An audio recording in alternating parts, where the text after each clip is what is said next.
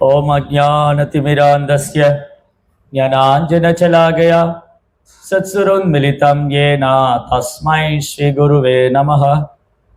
नमो ओं विष्णुपादाय कृष्णप्रेष्ठाय भूतले श्रीमदे भक्तिवेदान्तस्वामीति नामिने नमस्ते सारस्वती देवे गौरवाणी प्रचारिणे निर्विशेषशून्यवादी पाश्चात्यदेशतारिणे।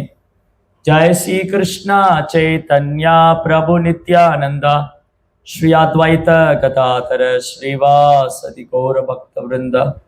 हरे कृष्णा कृष्णा कृष्णा हरे हरे, हरे राम राम राम हरे हरे। वसति तसन शिखरे तरणी तव लग्ना शशिनी कलंग कलेव निमग्ना केशवता सुकर रूपा। जय जगदीश हरे, जय जगदीश हरे, जय जगदीश हरे। हरे कृष्णा। பக்தர்களுக்கு இனிமையான காலை வணக்கம். இன்றைய பாகவத சத்சங்க வகுப்புல கலந்துருக்கிற எல்லா பக்தர்களுக்கும் என்னுடைய பணிவான நமஸ்காரம். ஸ்ரீமத் பாகவத்தினுடைய 3ஆம் ஸ்கந்தம் 11ஆம் அத்தியாயம், அதனுடைய கடைசி 2 ஸ்லோகம், அணுவிலிருந்து தொடங்கும் கால கணிதம். பாகவதம் ஏன் ஒரு சயின்ஸ் அப்படின்னு சொல்றோம்னா, ஏன் பாகவதம் ஒரு விஞ்ஞானம் அப்படின்னா, பாகவதத்துல ஆன்மீக விஞ்ஞானம் இருக்கு, பௌதிக விஞ்ஞானமும் இருக்கு. இந்த பிரபஞ்சம் எப்படி சிருஷ்டிக்கப்பட்டது, பிரபஞ்சத்துக்கு தேவையான மூலக்கூறு பொருட்கள்லாம் எப்படி உற்பத்தி ஆனது, அது எப்படி ஒன்றோடு ஒன்று 10 மடங்கு உயர்ந்ததாக இருக்கிறது, பிரபஞ்சம் எப்படி இயங்குது, அதோடைய மூலப்பொருட்கள்லாம் எப்படி யார்கிட்ட வந்து, இதை பற்றி ஒரு விஞ்ஞானம், சயின்ஸ். கண்ணுக்கு புலப்படாத அணுவிலிருந்து இங்க காணக்கூடிய அனைத்தும், நம் கண்ணுக்கு புலப்படாத அணுவிலிருந்து நாம் காணக்கூடிய அனைத்தும் எப்படி இயங்கிக் கொண்டிருக்கிறது என்ற விஞ்ஞானத்தை போதிக்கும் ஒரு அற்புதமான ஆச்சரியமான ஒரு சாஸ்திரம் பாகவதம். பாகவதத்தில் இல்லாத கருத்துக்களும் இல்லை, அதுல சொல்லாத கருத்துக்களும் இல்லை. எல்லாத்துக்கும் மேல ஸ்ரீமத் பாகவதம் இங்க காணக்கூடிய அனைத்துக்கும், நாம் காணக்கூடிய அனைத்து பௌதிகமான பொருட்கள், பௌதிக மூலக்கூறுகள், இந்த பிரபஞ்சங்கள், எண்ணிலடங்காத பிரபஞ்சங்கள், பிரபஞ்சத்தில் இருக்கும் பல்வேறு கிரகங்கள், கிரக அமைப்புகள், அதில் இருக்கக்கூடிய உயிர்வாழிகள், அப்புறம் ஆன்மீக சக்தி, ஆன்மீக லோகம், அங்க இருக்கக்கூடிய பகவானுடைய எண்ணற்ற சக்தி, இது எல்லாத்துக்குமே பகவானே ஆதாரமாக இருக்கிறார். சர்வசிய ஆதாரம் அச்சிந்திய ரூபம் ஆதித்ய வர்ணம் தமசப்பரஸ்தார். அனைத்துக்கும் ஆதாரம், சர்வசிய ஆதாரம். அது இங்க நம்ம காணக்கூடிய ஜட பொருட்களாக இருந்தாலும் சரி, இந்த ஜட உடலில் இருக்கும் ஆன்மாவாக இருந்தாலும் சரி, பிரபஞ்சத்தின் ஆன்மாவாக இருந்தாலும் சரி, பரமாத்மா, ஜீவாத்மா, பரமாத்மா, காணக்கூடிய பௌதி இயற்கை, இவை அனைத்துமே ஆதாரமாக திகழக்கூடியவர். இவர் அனைத்துக்குமே ஆதாரமாக இருக்கக்கூடியவர் பகவான். அதனால ஸ்ரீமத் பாகவதம் ஏன் இந்த பௌதிக விஞ்ஞானத்தை பேசுது அப்படின்னா, அது கிருஷ்ணரோடு சம்பந்தப்பட்டிருக்கு. கிருஷ்ணரோடு சம்பந்தப்படாத எந்த விஷயமே பாகவதத்தில் இருக்க. பாகவதத்துல அனைத்தும் கிருஷ்ணரோடு சம்பந்தப்பட்ட விஷயங்கள் தான் இருக்கு.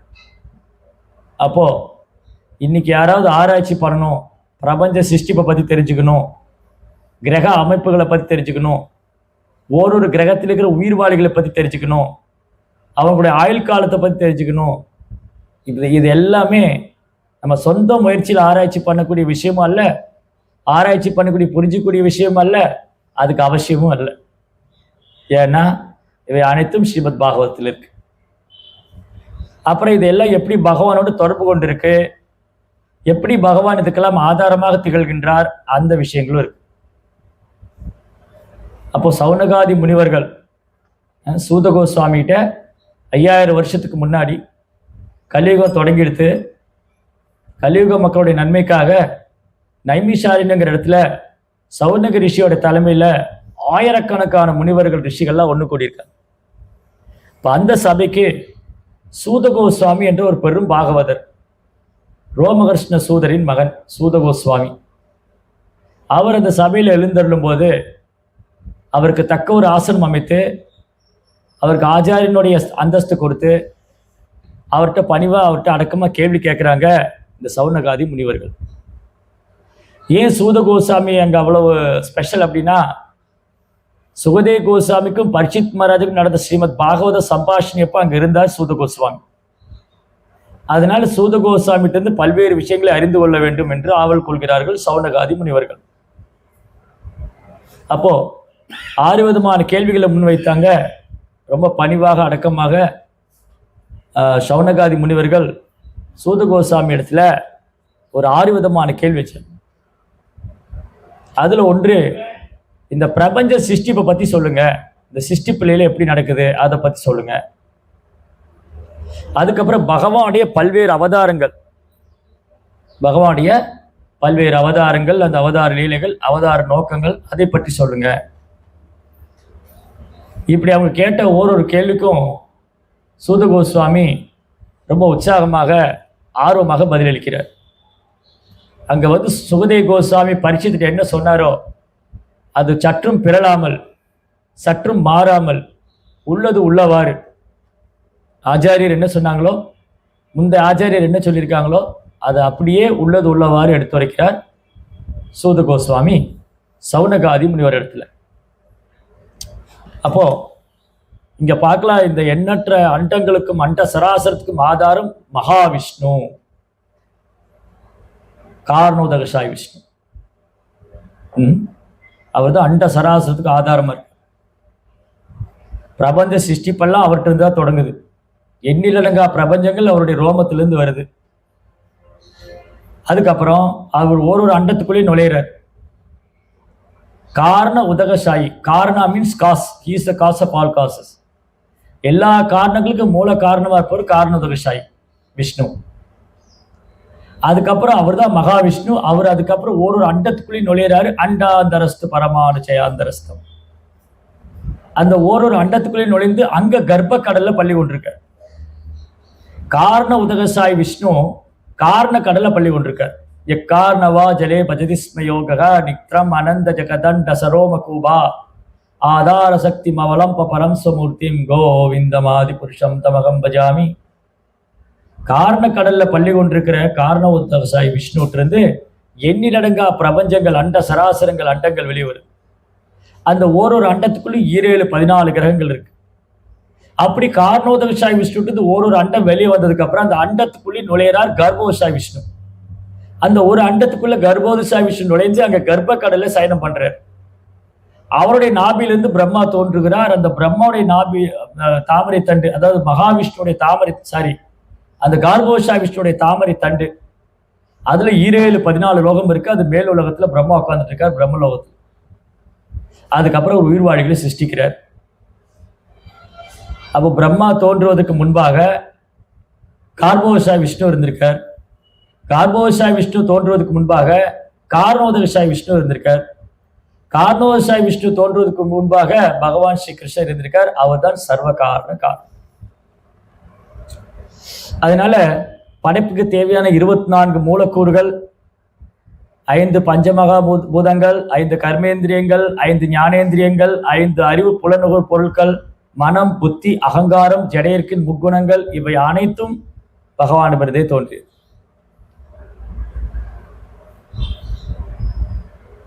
இவை அனைத்தும் பகவானிடம் தோன்றியது. அகம் சர்வஸ்ய பிரபவோ பத்த சர்வம் பிரவர்த்ததே இதி மத்வா பஜதேமாம் புதாபாவ சமன்விதா.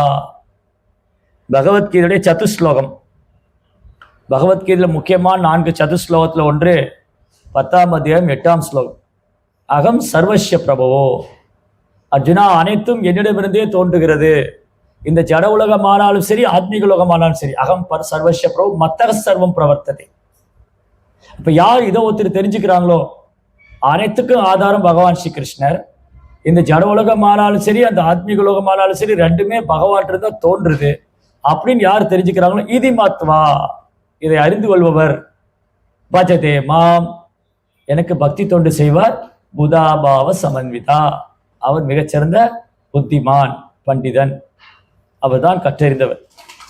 யார் சிறந்த பண்டிதன், கற்றறிந்தவர்னா பக்தி தொண்டு செய்யக்கூடிய பக்தனே. ஏன்னா அவர் கிருஷ்ணரை பரம புருஷோத்தமனான முழு முதற் கடவுளாக ஏற்றுக்கொள்கிறார். அதனால பகவானுடைய பல்வேறு அவதாரங்கள், அவதாரத்துடைய அவதாரங்கள், இதெல்லாமே ஒரு குறிப்பிட்ட நோக்கத்துக்காக, இந்த பூமியில குறிப்பிட்ட நோக்கத்துக்காக, ஒரு குறிப்பிட்ட லீலை செய்வதற்காக. அந்த ஒரு அவதாரத்துல, பகவானுடைய ஒரு அவதாரத்துல பல்வேறு திட்டங்களை நிறைவேற்றி விடுவார்.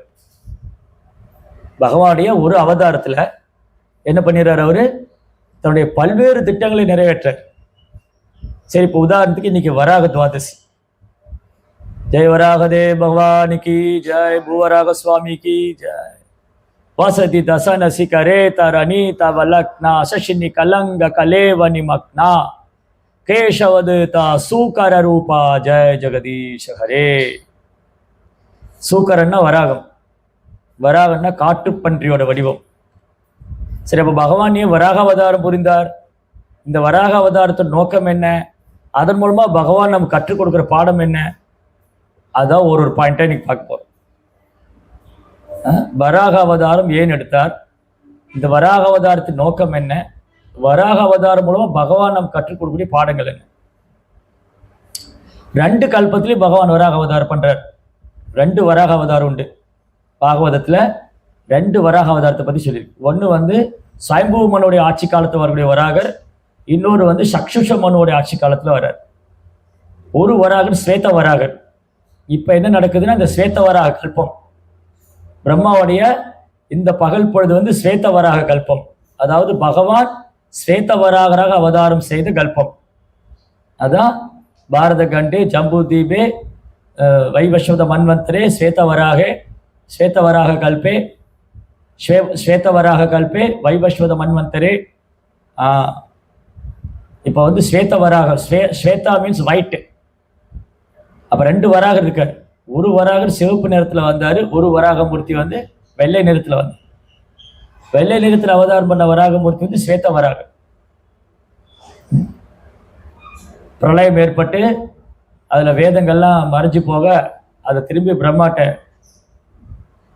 அசுரர் வதம் செஞ்சு வேதங்களை திருப்பி கொடுக்கறதுக்காக ஸ்வேத வராக அவதாரம். இன்னொரு அவதாரம், இப்ப இங்க சொன்ன அவதாரம், இந்த வராகமூர்த்தி இரண்யாக்ஷனோடு சண்டை போடுகிறார். இரண்யாக்ஷன். அப்போ பகவான் எல்லா ஜீவராசி மத்தியிலும் தோன்றுவார். அவர் காட்டு பன்றியோட வடிவில் வருவார், மீனுடைய வடிவில் வருவார், அவர் பாதி மனிதன் பாதி சிங்கமா வருவார், அவர் முழு மனித ரூபத்தில் அவதரிப்பார், தேவர்களுக்கு மத்தியில தோன்றுவார், பல்வேறு கிரகராசிகளுக்கு ஜீவராசிகள் மத்தியில தோன்றுவார். அது அவருடைய சுய விருப்பம், சுப்ரீம் வில், அவர் விருப்பப்படி தோன்றார். அப்போ ஏன் இந்த வராக அவதாரம், ஏன் பகவான் வராக அவதாரம் பண்ணாரு? அது தெரிஞ்சவங்க சாட் பாக்ஸில் பொல்லால கை தூக்கலாம். பகவானுடைய வராக அவதார நோக்கம் என்ன? ஒரு அவதாரத்தில் என்னென்ன லீலைகள் பண்றாரு, என்னென்ன அற்புதங்கள் பண்றாரு. ஸோ பகவான் வராகர் இரண்யாக்ஷன் என்ற அசுரனோடு யுத்தம் செய்கிறார். இரண்யாக்ஷனோடு ஏன் யுத்தம் செய்கிறார்? இரண்யாக்ஷன் யாரு? ஏன் இரண்யாக்ஷனோடு வராகர் யுத்தம் செய்ய வேண்டும்? ஏன்னா இரண்யாக்ஷன் இந்த படைப்பின் ஆரம்பத்தில் தோன்றிய பெரும் ராட்சசன். இரண்யாக்ஷன், இரண்யகசிபு, இந்த 2 பேருமே படைப்பின் ஆரம்பத்தில் இருந்த மாபெரும் ராட்சசர்கள். இன்னைக்குள்ள நாத்திகர்கள்லாம் ஒண்ணுமே இல்லை. இன்னைக்குள்ள நாத்திகர்கள், கடவுள் மேல பொறாமைக்காரர்கள், கடவுளை குற்றம் சொல்பவர்கள், குறை சொல்பவர்கள்லாம் இரண்யாக்ஷனோட ஒப்பிட்டா ஒண்ணுமே கிடையாது. பூமியை மீட்பதற்காக இங்க போட்டிருக்காங்க, பூமாதேவி மீட்கிறதுக்கு. அப்போ பகவானுடைய 2 நோக்கம் நிறைவேறுது அவதாரத்துல. யதா யதாகி தர்மஸ்ய கிளானிர்பவதி பாரதா அப்யுத்தானம தர்மஸ்ய ததாத்மானம் சுஜாமியகம். எப்பெல்லாம் மக்கள் தர்மத்தை விட்டு அதர்மத்தின் பாதையில் போறாங்களோ அப்ப திரும்பி தர்மத்தை புனர்ஸ்தாபனம் செய்வதற்காக நான் யுகந்தோறும் அவதரிக்கிறேன். இது ஒரு காரணம். எப்பெல்லாம் மக்கள் தர்மத்தை விட்டு விலகுறாங்களோ, ஸோ தர்மத்தை விட்டு விலகுறதுனா உயர்ந்த தர்மம் பக்தி, பரவ தர்மம். எப்பெல்லாம் மக்கள் பக்தி பாதை விட்டு விலகுறாங்களோ திரும்பி பக்தியை ஸ்தாபனம் செய்வதற்காக பகவான் தோன்றுகிறார். அப்போ வராக அவதாரம் செஞ்சு பூமா பிராட்டி பூமாதேவி மீட்டு பூமாதேவிக்கு அனைத்து வேதங்கள் ரகசியத்தை கற்பிக்கிறார். பூமாதேவி மடியில் உட்கார வச்சுட்டு வராகமூர்த்தி அனைத்து வேதங்களின் சாரத்தையும் சொல்றாங்க. அதை கேட்டோடனே பூமாதேவிக்கு அவ்வளோ சந்தோஷம். பக்தி தோண்டி இவ்வளவு சக்தி வாய்ந்ததா, பகவானுக்கு பக்தர்கள் பகவானுக்கு இவ்வளோ பிரியமானவங்களா, அப்போ அந்த பக்தி தோண்டி நான் பிரச்சாரம் செய்யணும். வராகமூர்த்திட்ட வேதம் கற்றுந்ததுக்கப்புறம் பூமாதேவி என்ன விருப்பப்படுறாங்க, நான் இந்த பூலோகத்தில் போய் பக்தி தோண்டி பிரச்சாரம் பண்ணணும். அதனால தான் அவங்க ஆண்டாள் நாச்சியாராக வந்தாங்க.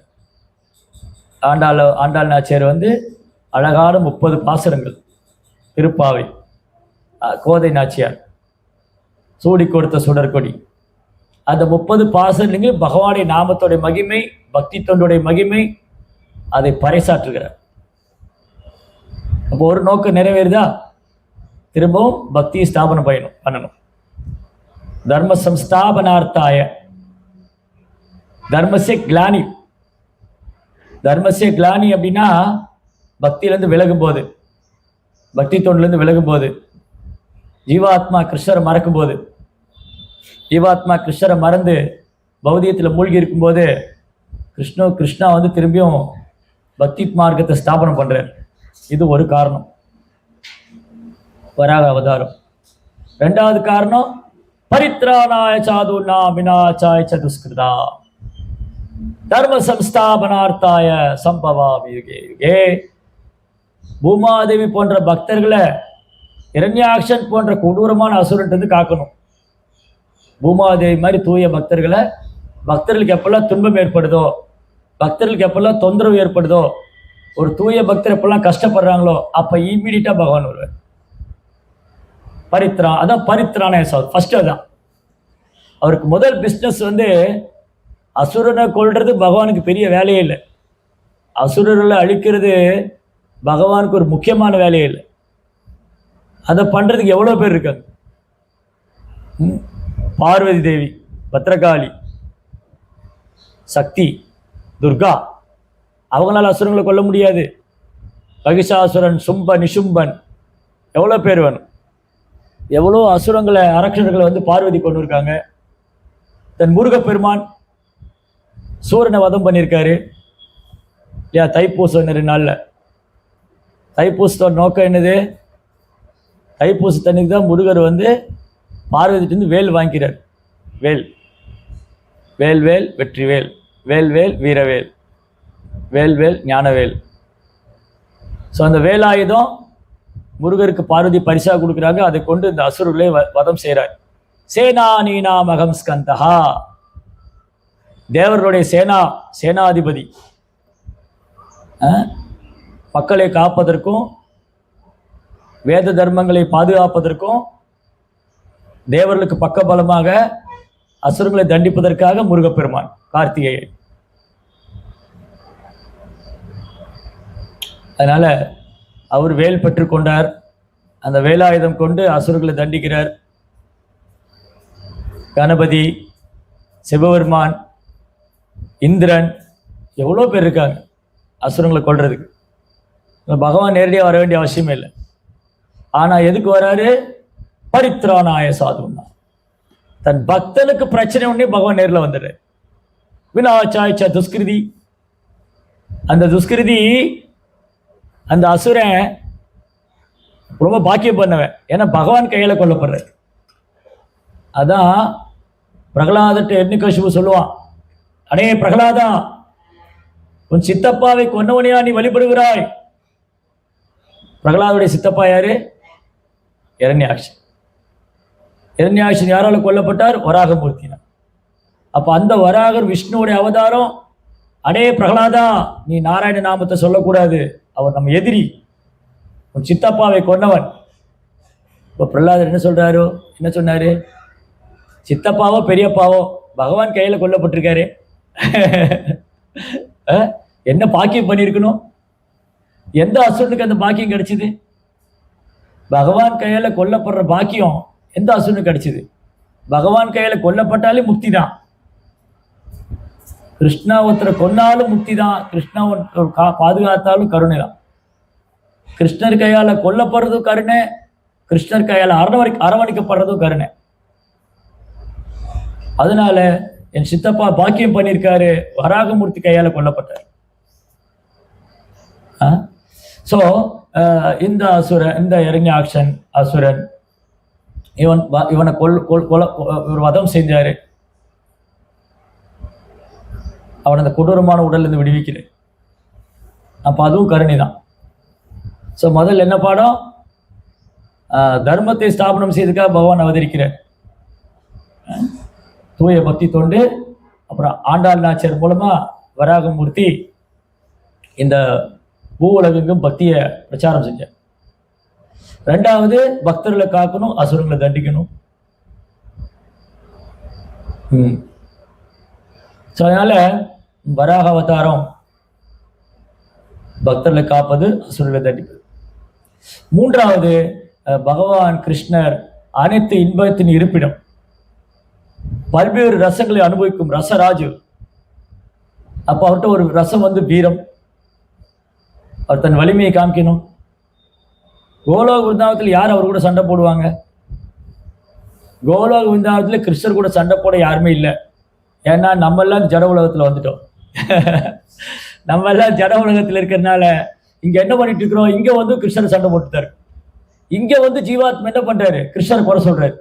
ஓ, நான் கிருஷ்ண பக்தி பண்றேன், எனக்கு ஏன் பகவான் வரம் கொடுக்க மாட்டேங்கிறாரு? நான் பிரார்த்தனை பண்றேன், பகவான் ஏன் அது செய்ய மாட்டேங்கிறாரு, இது செய்ய மாட்டேங்கிறாரு, என் பிரார்த்தனையே பகவான் நிறைவேற்ற மாட்டேங்கிறாரு. இந்த மாதிரி இங்க கிருஷ்ணாட்ட சண்டை போட்டுட்டாரு. கிருஷ்ணாவிட்ட சண்டை போடுறதே நம்ம தொழிலா வச்சுட்டு இருக்கோம். ஆனா கோலோ விருந்தாவனத்தில் இருக்கிற பக்தர்கள் யாருமே கிருஷ்ணாவோட சண்டை போட மாட்டாங்க. கிருஷ்ணாவுக்கு சேவை பண்ணும். அப்போ கிருஷ்ணா சண்டை போடணும்னு விரும்புறாரு. அவர்கிட்ட வீரங்கிற ஒரு ஐஸ்வர்யம் இருக்கு. அவர் தன் வலிமையை காமிக்கணும், அதோட அவருடைய ஐஸ்வர்யம். அப்போ ஒரு லீலை பண்ணாரு. ஜெயன் விஜயன் இந்த பூமிக்கு அனுப்புறாரு. அந்த பிராமணனுடைய சாபம் வர்ற மாதிரி பகவான் ஒரு ஏற்ப ஒரு லீலை செஞ்சார். இல்லாட்டி வைகுண்டத்தில் இருக்கிற நித்திய சித்தர்கள், விஷ்ணு தூதர்கள் ஜெயன் விஜயன் தவறு செய்ய எப்படி வாய்ப்பு இருக்கு? வைகுந்த லோகத்துல பகவானுக்கு அருகாமையில வாயில் காவலர் நிற்கக்கூடிய ஜெயன் விஜயன் தவறு செய்யறதுக்கு எப்படி வாய்ப்பு இருக்கு? அப்புறம் இந்த 4 குமாரர்கள் தன்னை உணர்ந்த ஆத்மாக்கள், அவங்க எப்படி திடீர்னு சபிப்பாங்க? ஒரு பிராமணர் யாருமே சபிக்க கூடாது. ஒரு தூய பிராமணர் என்ன பண்ணுவாரு? எந்த ஜீவராசி மேலே கால் புணிச்சு கொள்ள மாட்டார். எல்லாரையும் சமமா பாவிப்பார். யாரையும் வெறுக்க மாட்டார், கோவப்பட மாட்டார். திதிக்ஷுவா காருணிகா சத்திய சமதவ சௌச்சம் சாந்திராஜமே வச்ச ஞான விஞ்ஞானமாஸ்திக்கம் பிரம்ம கர்ம சுபாவச்சம். சகிப்புத்தன்மை, பொறுமை, எளிமை, பணிவு, இந்த குணங்களால் ஒரு பிராமணர் அறியப்படுறார். அந்த பிராமண சேஷ்டர்கள், தன்னை உணர்ந்த ஆத்மாக்கள், அவங்க எப்படி சபிச்சாங்க? அப்ப இதுக்கு பின்னாடி கிருஷ்ணாவுடைய பெரும் திட்டம். கிருஷ்ணாவுடைய பிளான் என்ன? ஜெயன் விஜயன் சபிக்கப்படணும். ஜெயன் விஜயன் சபிக்கப்பட்ட உடனே கிருஷ்ணா அங்க வராரு. கிருஷ்ணா எழுந்து குமாரர்கிட்ட பிரார்த்தனை செய்யறாரு, என்னை மன்னிச்சிருங்க, என்னுடைய சேவகன் செய்த குற்றத்துக்கு நானே பொறுப்பேற்றுக்கிறேன். இல்லையா? சேவன் வேலைக்காரன் செய்த குற்றத்தை எஜமானே சாரும். இப்படிதான் அவங்க எஜமான சொல்லி கொடுத்துருக்காரா? இல்லையா? நம்ம தப்புன்னு என்ன சொல்லுவாங்க? இப்படிதான் அவங்க இஸ்கான்ல சொல்லி கொடுத்துருக்காங்களா? உடனே சொல்லுவாங்க இல்லையா? ஒரு டிவோட்டி தப்பு பண்ணிட்டாருன்னா உடனே என்ன சொல்லுவாங்க? இஸ்கான்ல தான் சொல்லி கொடுத்தாங்களா? அப்ப எங்க மிஸ்டேக் போகுது? நான் தவறு செஞ்சா இஸ்கானை பிளேம் பண்றேன். உங்க பிரபுபார் இதான் சொல்லி கொடுத்துருக்காரா? உங்க குரு இதான் சொல்லி கொடுத்துருக்காரா? கேட்டுருவாங்களே. உடனே டிராபிக்ல போனோம், சிக்னல்ல நிக்காம போயிட்டோம், போலீஸ்காரர் என்ன சொல்லுவாரு? சாமி நீங்களே இப்படி போலாமா? ஏன்னா பொதுமக்கள், சாதாரண மக்கள் போனா அவங்க தப்பு பண்றாங்க, சரி அவங்கள ஏப்பா தப்பு பண்றேன்னு கேட்பான். நம்ம ஒரு மிஸ்டேக் பண்ண உடனே என்ன சொல்லுவாங்க? சாமி என்ன சாமி நீங்களே எல்லாம் இப்படி போகலாமா நீங்கள், ஹரே ராமா ஹரே கிருஷ்ணா அப்படின்னு இல்லையா? அதனால ரொம்ப கேர்ஃபுல்லாக இருக்கணும். ரெஸ்பான்சிபிலிட்டி அதிகம், நமக்கு வந்து பொறுப்புகள் அதிகம். அப்போ என்னாச்சு, ஜெயன் விஜயன் தவறு செஞ்சதை பகவான் தவறு செஞ்சதை எடுத்துக்கிறார். அது மன்னிப்பு கேட்குறாரு பிராமணர்கள்ட்ட. அவங்கெல்லாம் உடம்பு நடுங்கி போயிடுச்சு, பகவான் வந்து எங்கிட்ட மன்னிப்பு கேட்குறாரு. அப்புறம் பகவான் சொல்கிறாரு ஜெயன் விஜயனை பார்த்து, நீங்கள் இந்த பூலோகத்தில் போய் பல பிறவிகள் எடுத்து எனக்கு சேவை பண்ணி என்கிட்ட வர்றீங்களா, இல்லை 3 பிறவிகளை நீங்கள் எதிர்த்துட்டு என்கிட்ட வரீங்களா? அவர் பக்தனுக்கு என்ன சீக்கிரம் பகவான்கிட்ட போகணும். இப்போ எங்கேயே சத்சங்கத்தில் கேட்டால் எவ்வளோ பேர் கிருஷ்ணாட்டி இந்த பிரிவிலே போகணும் எல்லாம் கை தூக்கிடுவாங்க. ஆனால் சாதனை எப்படி பண்ணுறோன்னு கேட்டேன். சாதனை எப்படி பண்ணுறோம், சரணாகதி எப்படி பண்ணியிருக்கோன்னு அங்கே டவுட். ஸோ பல ஜென்மங்களாக பிறவி எடுத்து எனக்கு சேவை பண்ணி என்கிட்ட வரீங்களா, இல்லை என்னை எதிர்த்துண்டு 3 பிறவிலையும் என்கிட்ட வந்துடுறீங்களா? பக்தனுக்கு பகவான் விட்டு பிரிஞ்சிருக்க முடியாது, பகவானுடைய சேவை விட்டு பிரிஞ்சிருக்க முடியாது. பகவானே பல பிறவிகளை எங்களால் காத்திருக்க முடியாது, உடனே வந்துடணும், அதனால் உங்களை எதிர்க்கிறோம். 3 பிரிவு உங்களை எதிர்த்து உங்கள்கிட்ட வந்துடணும். அப்போ முதல்ல வந்து அவங்க இரண்யாக்ஷன், இரண்யகசிபு, அப்புறம் ராவணன், கும்பகர்ணன், சிசுபாலன், தந்தவக்ரன். அப்போ என்ன ஆயிடுச்சு, இந்த இரண்யாக்ஷன்னு சொன்னால் பேராசையின் சொரூபம். வேற யாரும் இல்லை, இரண்யாக்ஷன்னா பேராசை. நமக்கு பேராசை இருந்தால் நம்ம இரண்யாக்ஷன் அர்த்தம். எவ்வளோ பேருக்கு இங்கே பேராசை இருக்குது, எல்லா பக்தருக்கும் பேராசை இருக்குது. ஆனால் உண்மையான பேராசை என்னன்னா, கிருஷ்ணர் மேலே தூய அன்பு வந்து நான் கோலோ வந்தவனை போகணும்னு ஆசைப்படணும். அதுதான் உண்மையான பேராசை. எனக்கு கிருஷ்ணர் மேலே பிரேமம் வரணும், நான் கோலோ வந்தவனை போயிடணும். இந்த பௌதிக உலகத்தில் உள்ளதான் உண்மையான பேராசை கிடையாது. நான் எனக்கு பேர் வரணும், புகழ் வரணும், செல்வம் வரணும், கார் வரணும், சொத்து வேணும், இதெல்லாம் இது பேராசை தான். ஆனால் இந்த பேராசை வந்து நியாயமற்றது. இது வந்து நிலையானது இல்லை, இது உண்மையானது இல்லை. ஆனால் இப்படி ஆசைப்படலாம் கிருஷ்ண பக்தன், நான் வந்து கிருஷ்ணாவுடைய உலகத்துக்கு போகணும், அவரை தரிசனம் பண்ணணும், அவருக்கு சேவை பண்ணணும், அதுவும் பேராசை தான். நம்ம பண்ணுற பக்தியை வச்சு பார்க்கும்போது அது பேராசை தான். நம்ம பண்ணுற சாதனா, நம்ம பண்ணுற பக்தியெலாம் வச்சு பார்த்தா அது பேராசை தான். ஓ, இவன் பண்ணுற பக்தி கிருஷ்ணாட்ட வேற போடுவான். கிருஷ்ணன் பார்ப்பாரு, இவன் பண்ணுற பக்திக்கு என்கிட்ட வரணும்னு ஆசைப்படுறாரு, சரணாகதியும் பண்ணல, முழுமையாக சரணடையும் இல்லை, நாமத்தையும் ஒழுங்காக சொல்கிறது இல்லை, சேவையும் ஒழுங்காக பண்ணுறது இல்லை. சரி பரவாயில்ல, அட்லீஸ்ட் அதுக்காக ஆசைப்படுறாரு, கிருஷ்ணாட்ட வரணும்னு ஆசைப்படுறாரு. அப்போது எவ்வளோ 2 பாடம் பார்த்துருக்கோமா, 2 லெசன் இல்லையா, 2 பாடம். 3வது பாடம் வந்து கிருஷ்ணா வந்து அந்த வீரத்தை காண்பதற்காக தன்னுடைய பக்தரில் ஒருவனாக எதிரியாக்கிட்டு அவன்கிட்ட சண்டை போடுறார். அவர் தன்னுடைய வீரத்தை வெளி காமிக்கிறார், வலிமையை காமிக்கிறார். நீங்கள் பாவத்தில் 3rd காண்டோவில் படித்தா அந்த இரண்யாக்ஷனுக்கும் பகவானுக்கும் நடந்த சண்டை இருக்கு இல்லையா, அது அற்புதமாக இருக்கும். இரண்யாக்ஷன் சவால் விடுவான். என்ன பண்ணுவான், இரண்யாக்ஷன் பூமியை கொண்டு கர்ப்ப கடலை வச்சிருவான். அப்போ ஒரு சந்தேகம் ஒரு எல்லாருக்கும், ஏன் சுவாமி பூமியிலே கடல் இருக்கு, பூமியை கொண்டு போய் எந்த கடலில் வச்சாருன்னு. இல்லையா, பூமியிலே கடல் இருக்கு. அந்த பக்கம் போனால் இந்த பக்கம் வந்து இந்திய பெருங்கடல், அந்த பக்கம் போனால் அரபிக்கடல், அந்த பக்கம் போனால் பசிபிக் கடல், இப்படி போனால் அண்டார்டிக் கடல். 4ல் 3 பாகம் தண்ணியில் தான் சூழ்ந்துருக்கு. பூமியிலே கடல் இருக்கு. இப்போ இரண்யாக்ஷன் எந்த கடலில் கொண்டு போய் வச்சான், அவன் கர்ப்ப கடலில் கொண்டு போய் வச்சான். பூமியை கொண்டு போய் எங்கே வச்சான், கர்ப்ப கடலில் வச்சான். ஏன்னா கர்ப்ப கடலில் கார்போஷா விஷ்ணு பள்ளி கொண்டிருக்காரு. அவர் நாபிலிருந்து வரக்கூடிய தாமரை தண்ணியில் 14 லோகம், அதில் பூலோகம் ஒன்று, அதை கொண்டு தான் வச்சான். அதனால மகாவிஷ்ணு, கார்போஷாய் விஷ்ணு இவங்கெல்லாம் நம்ம சிந்தனைக்கு அப்பாற்பட்டவங்க. இந்த லீலைகள்லாம் அந்த பூலோகத்தை கொண்டு போய் கர்ப்ப கடலில் வைக்கிற அளவுக்கு எவ்வளோ வலிமை இருக்கு பார்த்துக்க அவனுக்கு. இரண்யாக்ஷன் இன்னைக்குள்ள அசுரங்க மாதிரி இல்லை, கொரோனா வந்து செத்து போகிற அசுரம் இல்லை இரண்யாக்ஷன். இரண்யாக்ஷன் வந்து கொரோனா வந்து செத்து போகக்கூடிய அசுரம் இல்லை, பூமியே கொண்டு போய் கர்ப்ப கடலை வச்சான்னா அப்போ எப்பேற்பட்ட வலிமை உள்ளவனாக இருக்கும். உமாதேவி தூக்கின்னு போயிட்டான். அப்போது அவன் ஆக்சுவலி என்னென்னா போய் முதல்ல சேலஞ்ச் பண்ணுறான், சவால் விடுறான். யார்கிட்ட அவன் போய் சவால் விட்டான், வருணங்கிட்ட. அடே வருணா, என்கிட்ட சண்டை போட வாடா, வாடா வாடா சண்டை போடலாம், வாடா சும்மா வாடா அப்படின்னு போய் வருணத்தை போய் சவால் விடுறான்.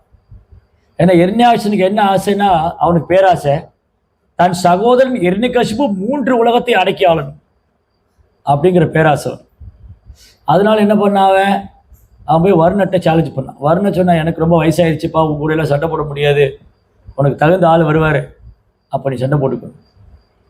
இவனுக்கு ரொம்ப கர்வம் ஆயிடுச்சு, எனக்கு தகுந்த ஆள் எங்கே வர போகிறான் என் கூட சண்டை போட. அப்போ தான் நாரத முனி வருவார். நாரத முனி சொன்னார், எர்ணியாக்ஷா உனக்கு விஷயம் தெரியாதா, இந்த மகாவிஷ்ணு வந்து வராக அவதாரம் பண்ணி நீ பூமி கொண்டு கர்ப்பக்கடலை வச்சு அதை எடுத்துட்டு இருக்காருன்னு. இந்த மகாவிஷ்ணு எனக்கு பயந்து ஒளிஞ்சிருந்தாலும் என்ன துணிச்சல் இருந்தா பூமியை தூக்கின்னு போவான். இல்லை அன்னைக்கு தேடினாங்க எர்ணியாக்ஷன் என்ன கசிவு, எங்க எடா ஹரி, எங்க எடா ஹரி, உங்க ஹரி எங்கடா இருக்கான்னு தேடுறான். அப்பதான் பாருங்க, வைகுண்ட லோகத்தில் யாரும் இல்லை, அங்கு வாழ்ந்து வந்தோரையும் காணவில்லை. இவன் போய் தேடுறான வைகுண்டத்தில், இவனால் வைகுண்டத்துக்குள்ளே நுழைய முடியாது. அவன் எர்ணியாக்ஷன் எர்ணிகசிபு வைகுண்டத்துக்குள்ளே நுழைய முடியாது. ஆனால் அவன் பாடுறான், வைகுண்ட லோகத்தில் யாரும் இல்லை, அங்கு வாழ்ந்து வந்தோரையும் காணவில்லை, நாராயணன் நம்பி சண்டை செய்ய வரலே. எங்க போனார் அவரு, ஒழிச்சுக்கிட்டாரு நினைச்சார். நாராயணன் சண்டை போட வராம ஒழிச்சுக்கிட்டாரு. இப்போ நாங்க தான் 3 உலகத்துக்கு சக்கரவர்த்தியோ அப்படிங்கிற கர்வம். அதனால எர்ணிகசிபுனா பொய் அகங்காரம். யாருக்கு பொய் அகங்காரம் இருக்கோ அவங்க எர்ணிகசிபு, யாருக்கு பேராட்சி இருக்கோ அவங்க எர்ணியாக்ஷன், அவ்வளவுதான். அப்ப இந்த எர்ணியாக்ஷன் என்ன பண்ணா, அவன் போய் தேடுறான். அவன் கர்ப்பக்கடலை குதிச்சு பார்த்தா வராகமூர்த்தி என்ன பண்றாரு, அந்த கொம்புகளால், காட்டு பன்றி கொம்பு இருக்கும், அந்த கொம்புகளால் பூமியை மேலே தூக்குறாரு, பூமாதேவி தூக்கிட்டு வர்றாரு. தண்ணிக்குள்ள குதிச்ச வராகமூர்த்தி.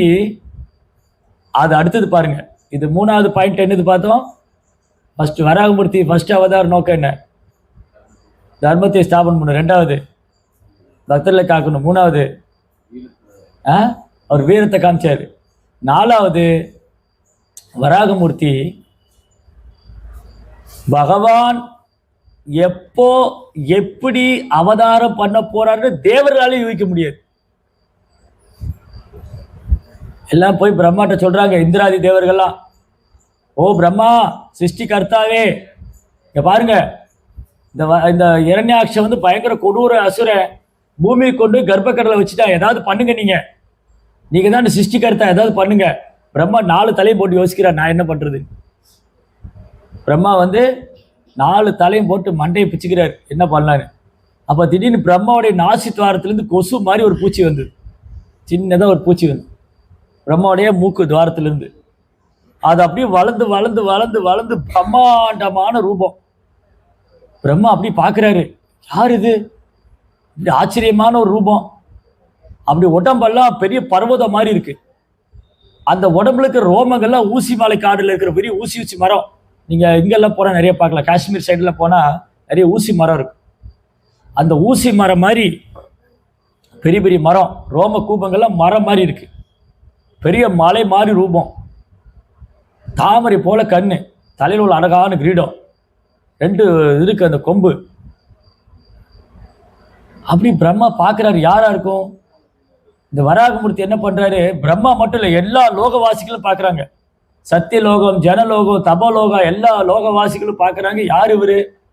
அப்ப புரிஞ்சுக்கிட்டாங்க, இது மகாவிஷ்ணுவா தான் இருக்கணும், இல்லாட்டி இந்த மாதிரி அற்புதமான ரூபத்தை யார் எடுக்க முடியும். உடனே வேத மந்திரை குறித்து பிரார்த்தனை செய்யறாங்க. ஜனலோகவாசிகள், தபோலோகவாசிகள், சத்தியலோகவாசிகள்லாம் வேத மந்திரம் சொல்லி பிரார்த்தனை செய்யறாங்க. அவங்களை குஷிப்படுத்துற மாதிரி வராகமூர்த்தி என்ன பண்ணாரு, வாழை சுருட்டி அடிச்சுட்டு ஒரு கர்ஜனை பண்ணாராம். அப்படின்னு கர்ஜனை பண்ற, கர்ஜனை பண்ணிட்டு அந்த கர்ப்ப கடலுக்குள்ள குதிக்கிற. கர்ப்ப கடல 2ஆ துண்டாகு. ஒரு பெரிய பர்வதம், ஒரு பெரிய மலையை தூக்கி சமுத்திரத்துக்கு நடுவில் போட்டா அப்படி இருக்கு. அந்த மாதிரி ஒரு குதிக்கும் போது சமுத்திரமே 2 துண்டாகும் போல இருக்கு.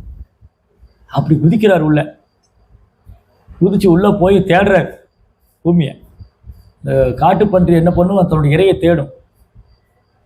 அந்த மாதிரி ஒரு தேடுறார் உள்ள போய். உடனே இரண்யாக்ஷன் வந்துட்டான். அடே விஷ்ணு, மகாவிஷ்ணு, கோலே, இவ்வளவு நாள் ஏன் ஒளிந்து கொண்டாய், என்னுடைய சண்டை போடவா, நீ உண்மையான வீரன் என்றால் என்னோட சண்டை போடவா அப்படின்னு கூவுறான், அரைக்கூவல் விடுறான். வராகமூர்த்தி காதுலயே வாங்கிக்கல. ஏன்னா அவருடைய ஃபர்ஸ்ட் பிஸ்னஸ் என்னது? பரித்ராண சாதனம். செகண்ட் பிஸ்னஸ் தான் விநாயக சதுஷ்கிருதி. இவன் கத்திண்டே இருக்கான். சூரியனை பார்த்து நாய் குலைக்கிற மாதிரி வராகரை பார்த்து இரண்யாட்சன் குலைச்சுட்டே இருக்கான், கத்திண்டே இருக்கான். அவர் காதுலயே வாங்கிக்கல. நேராக பூமியை தூக்கின்னு போய் அந்த இடத்துல வச்சுட்டார். இதை பார்த்தோன்னு இன்னும் கோவம் வருது. அப்புறம் வராரு, திரும்பி பார்க்குறாரு அவனை. சரி, என்னமோ சத்தம் போட்டே என்ன விஷயம்னு. இந்த கொலைக்கிற நாய் கடிக்காதுன்னு சொல்கிற மாதிரி சண்டை. உண்மையான வீரன் வந்து பேச மாட்டான். வராக முடிச்சு சொல்றாரு, அடே இரண்டாட்சா, உண்மையான வீரன் பேச மாட்டான், பேசுறவன் செயல் பண்ண மாட்டான், செயல் பண்றவன் பேச மாட்டான். நீ ஏன் கூவிட்டு இருக்க? Okay, I am ready, come on, சண்டை போடலாம், ரெடியா இருக்கேன். ஸோ வராகமூர்த்தி ஒரு கதை எடுத்துட்டாரு, இரண்யாட்சன் ஒரு கதை எடுத்துட்டேன். பயங்கரமான யுத்தம். தேவர்கள் ஆகாசத்துலேருந்து பார்க்குறாங்க. இந்திரன், சந்திரன், வருணன், அக்னி, வாயு, பிரம்மதேவ், மகாதேவ் எல்லாம் பார்க்குறாங்க. வராகருக்கும் இரண்யாட்சனுக்கும் பயங்கரமான யுத்தம் நடக்குது. 2 பேர் கதையால் தாக்கிக்கிறாங்க. ஒரு கட்டத்தில் வராகருடைய கையிலேருந்து கதை நழுவி கீழே விழுந்துருது. இரண்யாட்சன் சொல்கிறான், ஓ வராகா, மகாவிஷ்ணு, உன் கதை எடுத்துன்னு வா. நான் நிராயுத பாணியை தாக்குவதில்லை, நான் கோழை இல்லை. பார்த்தீங்களா அவன் யுத்த தர்மத்தை எப்படி ஃபாலோ பண்ணுறேன். நான் வந்து நிராயுத பாணி தாக்க மாட்டேன், உன் கதை எடுத்துக்கோண்ணா. வராகமூர்த்தி கதை எடுத்துட்டாரு. அவர் கையிலேருந்து கதை விழுந்தோடனே தேவர்கள் ஐயோ அப்படி என்ன ஆக போதோ, பகவான் கையிலிருந்து கதையை விழுந்துருது கீழே. திரும்பி கதை எடுத்து சொல்லிட்டு 2 பேரும் கதையால் தாக்கிக்கிறாங்க. இந்த முறை வராகமூர்த்தி அவர் தாக்குதலில் இரண்யாட்சனுடைய கதை கீழே விழுந்தது. ஆனால் அவனுக்கு பிரஸ்டீஜ், நான் இவர் சொல்லி எடுக்கணுமா, எனக்கு கையே போதும் வராகரை கொள்றதுக்கு அப்படின்னு கதையை விட்டுட்டு அவன் பயங்கரமாக அந்த பெரிய பெரிய மலைகளை தூக்கி வராகர் மேலே, பெரிய மரங்களை வேரோடு முறிக்கிறான். பயங்கரமான யுத்தம். நேரம் போயிட்டே இருக்கு. பகவான் விளையாடிட்டு இருக்காரு. பகவான் கொல்லுவார்னு தேவர்களாக பார்த்துட்டு இருந்தா பகவான் அவன்கிட்ட விளையாடிட்டு இருக்காரு. உடனே பிரம்மா பிரார்த்திக்கிறாரு, பகவானே நேரம் போயிட்டே இருக்கு, சந்தியா வேலை வந்துருச்சு, இந்த நேரம் வந்து நல்ல முகூர்த்தம், அபிஜித்தின் ஒரு முகூர்த்தம், இந்த முகூர்த்தத்தில் வெற்றி தான் நிச்சயம், அவனை கொண்டு இருக்க, இனி அவன் கூட விளையாட வேண்டாம். ஏன்னா அவங்களுக்கு பயம் வந்துருச்சு, ஒருவேளை பகவான் அவனை கொல்லாம விட்டுருவாரு. பிரார்த்தனை பண்ண. அப்போ பகவான் வந்து அந்த இரண்யாட்சனை வதம் பண்றார். சுதர்சன் எடுத்து ஒரு சீவிட்டார் இரண்யாட்சன் தலையை. அவன் பெரிய மலை மாதிரி சரிஞ்சு கீழே விழலாம். தேவர்கள்லாம் ஆகாசிலிருந்து பூக்களை மலையா போடுறாங்க. ஜெய் சிவராகதே பகவானுக்கு, சிவராகதே பகவானுக்கு, சிவராக சுவாமிக்கு. தேவமங்கலம் நடனம் ஆடினாங்க. கந்தர்வர்கள் ரொம்ப அழகா பாடுறாங்க. சரி, எப்படி பகவான் வராகர அவதாரம் வதம் செஞ்சார். வராகமூர்த்தி இரண்யாட்சன் வதம் பண்ணார். அப்போ இது இப்போ எவ்வளோ பாயிண்ட் பார்த்துருக்கோம் நம்ம? 4. 4வது பாயிண்ட் என்னது? பகவான் எப்படி அவதரிக்கிறான்னு தேவர்களால் யோகிக்க முடியாது. நமே விது சுரகனா பிரபவம் ந மகர்ஷேக அகம் ஆதிரிகி தேவானா மகர்ஷி நாம் சர்வசக. அர்ஜுனா, எனது வைபவங்களை மாபெரும் தேவர்களும் மகா ரிஷிகளும் அறிய மாட்டார்கள். வராக அவதாரம் வரப்போகுதுன்னு பிரம்மாவுக்கே தெரியாது. பகவான் வராக அவதரிக்க போறாருன்னு பிரம்மானால யோகிக்க முடியல. நரசிம்ம அவதாரம் யாருக்கு தெரியும்? சொல்லிட்டு வந்தாரு, லட்சுமி தேவி கொஞ்சம் வெயிட் பண்ணு, நான் நரசிம்ம அவதாரம் பண்ணிட்டு வந்துடுறேன். பிரம்மா, இதுவும் நான் நரசிம்மனா வரப்போறேன். ஓ சிவபெருமானே சொல்லிட்டு வந்தாரு. No, without any information. Varaha அவதாரம் நரசிம்ம அவதாரம் சொல்லிட்டு எல்லாம் வரல, சடனா வந்து தேவர்களாலே யோகிக்க முடியாது. பகவானது லீலைகளையும் மகிமைகளையும் வைபவங்களையும் மாபெரும் தேவர்களும் மகா ரிஷிகளும் அறிய மாட்டார். இதைத்தான் அர்ஜுனன் ஒப்புக்கொள்றார். இதே அத்தியாயம் 10ஆம் அத்தியாயம் 2ஆம் ஸ்லோகத்துல பகவான் சொல்றாரு, 14ஆம் ஸ்லோகத்துல அர்ஜுனன் சொல்றாரு, சர்வவேத கிருதம் மன்யே என்பா வசதி கேசவா நகீத்தே பகவன் வித்துர் நான் விதுர் தேவன் தானவா. கிருஷ்ணா, நீங்க சொன்னதெல்லாம் உண்மையில ஏத்துக்கிறேன். ஓ பகவானே, உங்கள் மகிமைகளை தானவர்களோ தைத்தியர்களோ தேவர்களோ அறிய மாட்டார்கள். எப்படி அறிய முடியும்? கிருஷ்ணா வந்து தேவாதி தேவன், ஆதிதேவ். படைப்புக்கு முன் அகம் ஆதிரிகி தேவான், படைப்புக்கு முன்னாடி இருந்து இருக்கார். மகரிஷி மகா ரிஷிகள் பிருகு, புலஸ்தியர், அகஸ்தியர், கர்தமர், கபிலர், வசிஷ்டர், யாராலும் சொல்ல முடியாது பகவான் எப்படி எந்த ரூபத்தில் வருவார், எப்படி அவதரிப்பார், யாராலும் யூகிக்க முடியாது. அடுத்தது 5வது பாயிண்ட், 4வது பாயிண்ட், பகவான் எப்படி வந்தான்னு யாராலும் சொல்ல முடியாது. 5வது இப்ப என்ன பேசிட்டு இருந்தோம், பகவான் இரண்யாக்ஷனுங்கிற பேராசை அசுருக்கு வரம் செய்வார். இந்த பேராசை வெல்றது சாதாரண ஜீவனால முடியாது. சாதாரண ஜீவாத்மானால இந்த 6 எதிரிகளை வெல்ல முடியாது. ஏன்னா ரொம்ப ஸ்ட்ராங்கா இருக்காரு. காமா, குரோதா, லோபம், மோகம், மதம், மாசம், இந்த 6 எதிரியும் ரொம்ப வலுவா இதயத்தில் உட்கார்ந்துருக்காங்க. அதுல பேராசைங்கிற அரக்கன், பேராசை என்ற பேரரக்கன், பேராசை பெருந்துன்பம் இல்லையா, தமிழ்ல சொல்லுவோம் பேராசை பெருந்துன்பம். இந்த பெருந்துன்பம் தரக்கூடிய அசுரனை யார் வதம் பண்ண முடியும்? பகவானால தான் முடியும். அப்போ வராகமூர்த்தியால தான் பேராசைக்காரனை கொல்ல முடியும். 5வது பாயிண்ட், நம்ம இதயத்துக்குள்ள இருக்கிற பேராசைங்கிற அசுரனை கொல்லனா வராகமூர்த்தி நம்ம இதயத்துக்குள்ள போகணும்.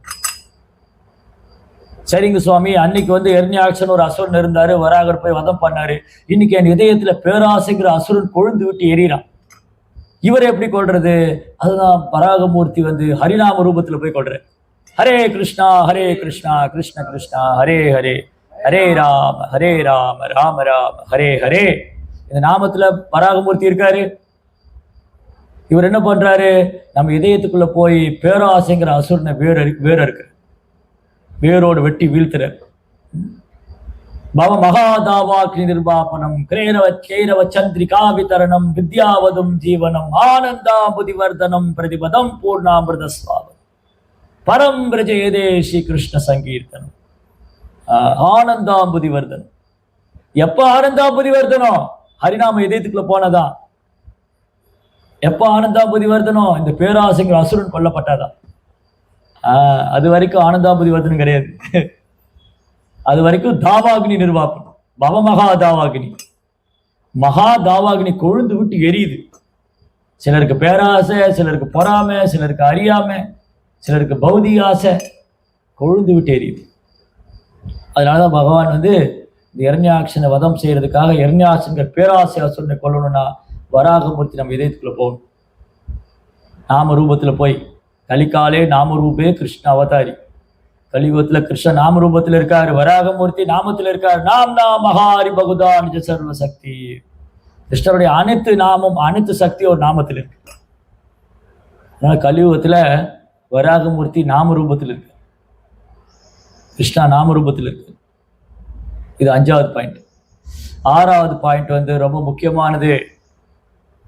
இந்த வராகமூர்த்தி லீலை யார் ஒருத்தர் இதை கேட்கிறாங்களோ, படிக்கிறாங்களோ, ஜபிக்கிறாங்களோ, ஜென்ம கர்ம சமே திவ்யம் ஏவம் யோ வேதி தத்வதः தத்வா தேகம் புனர்ஜென்ம நைதி மாமேதி. சோ அர்ஜுனா, எனது பிறப்பு செயல்கள் எல்லாம் திவ்யமானது. யார் ஒருத்தர் இதை படிக்கிறாங்களோ, கேட்கிறாங்களோ, சொல்றாங்களோ, அவங்க திருப்பி இந்த உலகத்துல, ஜட உலகத்துல பிறக்க மாட்டாங்க, என்னையே அடைவார்கள். மாமேதி கௌந்தே, கிருஷ்ணரே அடைகிறார்.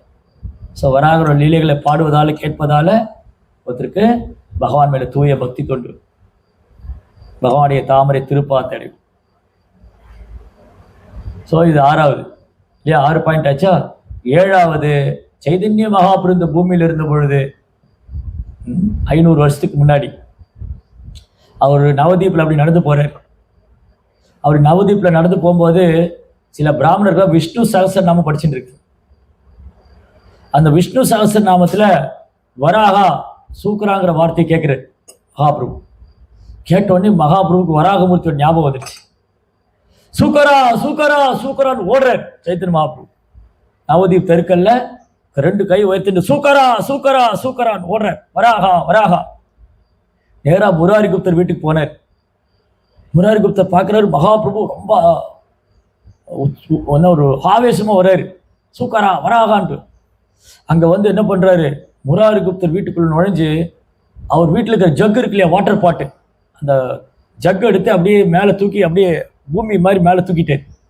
வராகமூர்த்தி பூமியை தூக்குன மாதிரி இந்த ஜக்கு மேலே தூக்கி வராகமூர்த்தியை தரிசனம் கொடுக்குறாரு முராரி குப்தருக்கு பகவான். ஓ முராரி குப்தா, நான் தான் வராகம் வந்திருக்கேன். நான் தான் அந்த வராகம், நான் தான் வராக அவதாரம் பண்ணேன், நான் தான் அது என்னை வர்ஷிப் பண்ணு அப்படின்னு பகவான் சொல்றாரு. முராரி குப்தர் வந்து அப்படியே அற்புதமா பிரார்த்தனை செய்கிறார் வராகமூர்த்திட்ட. சைதன்ய மகாபிரபு வராகமூர்த்தியா தரிசனம் கொடுக்குறாரு முராரி குப்தருக்கு. அப்புறம் சொல்றாரு முராரி குப்தாட்ட, முராரி குப்தா, நான் வந்து வராகமூர்த்தி வந்திருக்கேன். நான் வந்து உனக்கு இன்னைக்கு ஒரு முக்கியமான விஷயம் சொல்ல போறேன், இது கவனமா கேள். முராரி குப்தா கிட்ட சொல்ற மாதிரி மகாபிரபு நமக்கு சொல்றேன். ஓ முராரி குப்தா, நான் வந்து வராகமூர்த்தி வந்திருக்கேன். நான் பூமியை மேலே கொண்டு வரும்போது பூமாதேவியோட ஸ்பர்ஷம் நான் டச் பண்ணதுனால பூமாதேவிக்கு எனக்கு ஒரு குழந்தை பிறந்தது. அவன் தான் நரகா பௌமா, என் குழந்தை, பூமாதேவியின் குழந்தை பௌமா நரகா. ஆனா பாரு முராரி, இந்த நரகா பௌமா வந்து பாராசுரன் கூட சங்க வச்சுட்டு அவன் அசுரனா மாறினான். அசுரனான பகவானுடைய குழந்தை, பூமாதேவியுடைய குழந்தை சங்கம். சங்கா சஞ்சாயதே காம, சங்கம், சங்கத்தினால. அதனால யாரோட சங்கம் வைக்கிறோம் ரொம்ப முக்கியம். பகவானுடைய குழந்தையானாலும் அசுரன் சங்கத்தில் போனால் அசுரந்தாகும், பக்தனுடைய குழந்தையானாலும் அசுரன் சங்கத்தில் போனால் அசுரந்தாகும். சங்கா, சங்கா இஸ் வெரி வெரி இம்பார்ட்டன்ட். சங்கம் ரொம்ப ரொம்ப முக்கியம். எல்லா சங்கம் வச்சிருக்கான். ஆட்டோ ஓட்டுநர் சங்கம், பாரம் தூக்குவர் சங்கம் இல்லையா, மூட்டை தூக்குவர் சங்கம். ஏன் சங்கம் வச்சிருக்கான்? அவருடைய ஸ்ட்ரென்த்து இல்லையா. ஓ நாங்கள் ஆட்டோ ஓட்டுநர் சங்கம் எங்கள் உரிமைக்காக நான் போராடுவோம். என் சங்கம் வந்து ஸ்ட்ரென்த்து, சங்கம் வந்து சக்தி கொடுக்கும். அந்த மாதிரி தான் பக்தர் சங்கம். பக்தர் சங்கம் தான் நமக்கு பக்திக்கு ஸ்ட்ரென்த்து. பக்தர் சங்கம் தான் பக்திக்கு strength. Association very very important. அப்போ எந்த மாதிரி நபரோட அசோசியேட் பண்ணுறோம், யாரோட அசோசியேட் பண்ணுறோம் தான் கொஸ்டின். அப்போ பகவானே குழந்தையா இருந்தாலும் இந்த நரகா பௌமா வந்து பானாசுரனோட சங்கம் வச்சதுனால அவனும் அசுரனானா. தர்மத்துக்கு எதிராக செயல்பட்டான், பக்திக்கு எதிராக செயல்பட்டான், பக்தர்களை துன்புறுத்தினான், அனைத்து அட்டூழியம் பண்ண அபராதம் செஞ்சான். பக்தர்கள், பிராமணர்கள், வைணவர்களுக்கு அபராதம் செஞ்சதுனால கிருஷ்ணா சொல்றாரு, சைதன்ய மகாபிரபு சொல்றாரு, முராரி, வைஷ்ணவ அபராதம் பண்ணா என் சொந்த பையனா இருந்தாலும் மன்னிக்க மாட்டேன். வைஷ்ணவ அபராதம் பண்ணா என் சொந்த பையனா இருந்தாலும் மன்னிக்க மாட்டேன். நரகா என் பையன்தான், என் கையாலே கொல்லப்பட்டேன். இதுதான் 7வது பாயிண்ட். 7வது பாயிண்ட் என்னது? வைஷ்ணவ அபராதம் பண்ணா பகவான் தன் சொந்த மகனா இருந்தாலும் மன்னிக்க மாட்டாரு, சொந்த குடும்ப அங்கத்தினர் இருந்தாலும் மன்னிக்க மாட்டார் இல்லையா. இந்த சாம்பனுக்கு பொம்பளை வேஷம் போட்டாங்க. கிருஷ்ணாவுடைய பையன் சாம்பன். சாம்பன் வந்து ஒரு குறும்புக்கார பையன், பயங்கர குறுப்புத்தனம் பண்ணுவான். அவனுக்கு அங்கே துவாரகையில் வந்து பிராமணர்களாக யாகம் பண்ணுறாங்க. பிராமணர்களாக யாகம் பண்ணிட்டு இருக்கும்போது இவங்க என்ன பண்ணாங்க, சாம்பனுக்கு லேடி பொம்பளை வேஷம் போட்டு வயிறில் துணியெல்லாம் சுற்றி கர்ப்பவதி மாதிரி ஆக்கிட்டாங்க. நேரம் அந்த பிராமணன் பண்ணி, ஓ பிராமணர்களே, நீங்கள் முக்காலம் அறிந்த முனி சேஷ்டர்கள், இந்த பொண்ணுக்கு என்ன குழந்தை பிறக்குன்னு சொல்லுங்க அப்படின்னு கேலி பண்ண.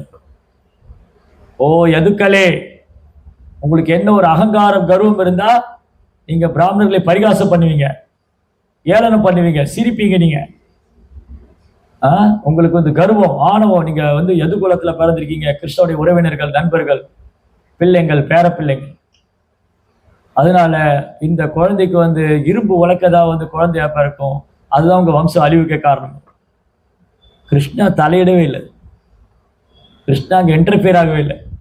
பாருங்க, ஜெயன் விஜயன் சபிக்கப்பட்ட போது கிருஷ்ணர் வந்தார். ஆனா இந்த யதுக்கள் சபிக்கப்பட்ட போது கிருஷ்ணா வரல.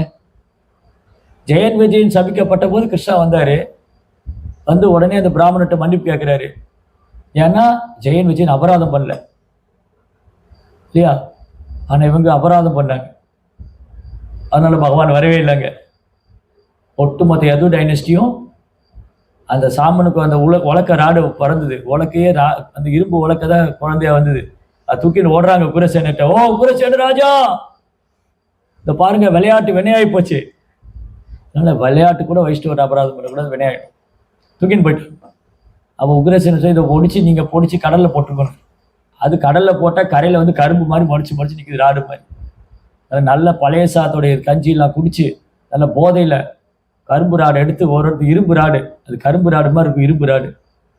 அதை எடுத்து ஒரு டேய் நீதாண்டா காரணம், நீதாண்டா அப்படின்னு சண்டை போட்டுக்கிட்டு, இந்த குடியார 2 பேர் குடிச்சுட்டு சண்டை போடுவாங்க இல்லையா, அந்த மாதிரி சண்டை போட்டாங்க. கடைசி கிருஷ்ண பலராமர் பார்த்தாங்க, இவங்க 2 பேர் தான் காரணம் அப்படின்னு கிருஷ்ண பலராமர் அடிக்க போயிட்டாங்க. கிருஷ்ணர் பலராமர் கோவம் வந்து 2 பேரும் கச்சேரி கட்டி அனைவரும் போட்டு தும்சமாக்கினாங்க. அதனால வராகமூர்த்தியோட லீலையில 7வது பாடம், வைஷ்ணவ அபராதம் பண்ணக்கூடாது. வேற எந்த குற்றத்தையும் பகவான் மன்னிச்சிருவார், அந்த வைஷ்ணவ அபராதம் பண்ணா பகவான் மன்னிக்க மாட்டார். ஹோல் மகாபாரதம் வைஷ்ணவ அபராதம், ஹோல் ராமாயணம் வைஷ்ணவ அபராதம். ராவண யுத்தத்துக்கு காரணமே வைஷ்ணவ அபராதம் தான். மகாபாரத யுத்தத்துக்கு காரணமே வைஷ்ணவ அபராதம். திரௌபதிக்கு பாண்டவருக்கு குற்றம் இழைத்ததுனால பகவான் அவங்களை மன்னிக்கவே இல்லை. பலராம் சொன்னா கூட கிருஷ்ணா மட்டும் கேட்க மாட்டாரு. பலராம் சொல்றது இந்த யுத்தம் அவசியம் இல்லை, நோ, அவங்க அபராதம் பண்ணிட்டாங்க, நான் மன்னிக்க மாட்டேன். சீதாதேவி தூக்கின்னு போனாங்க, ஓ லங்காவை எரிச்சு சாம்பலாயிடுச்சு. அதனால பாருங்க, ஒரு அவதாரத்துல எவ்வளவு லீலைகள், எவ்வளவு அற்புதங்கள், எவ்வளவு பாடங்கள். அதாவது கிருஷ்ணாவோட லீலைகள் எல்லாமே நமக்கு அழகழகான பாடம் கற்பிக்கும். இந்த வராகமூர்த்தியோட லீலையில் 7 பாடம் நம்ம படிச்சிருக்கோம். அதனால வராகதேவர்கிட்ட பிரார்த்தனை பண்ணணும், நமக்கு கிருஷ்ண பக்தியில முன்னேற்றம் வரணும், பகவான் நாமத்தில் ருச்சி வரணும், பகவான் நாமத்தை குற்றப்பட்டு ஜபிக்கணும், அபராதம் பண்ணக்கூடாது, சேவை மனப்பான்மை அதிகரிக்கணும் அப்படின்னு பிரார்த்தனை பண்ணிக்கணும்.